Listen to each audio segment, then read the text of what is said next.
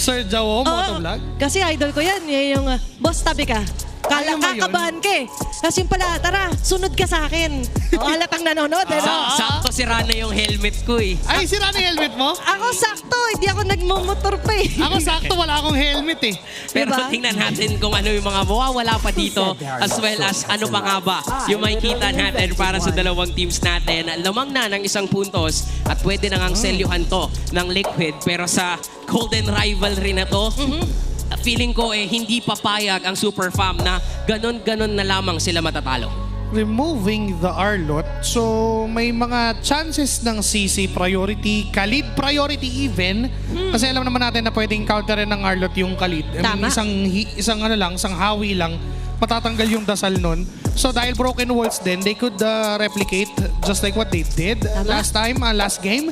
Maganda naman yung naging ikot nila. It's just that na-overpower sila nung try-marksman setup talaga ng TLPH. Ang interesting dito, winning ba pakawalan sila Coach RC yung Lancelot? Yeah. So instead of the Winning. Angela, sinagot nila agad, oo.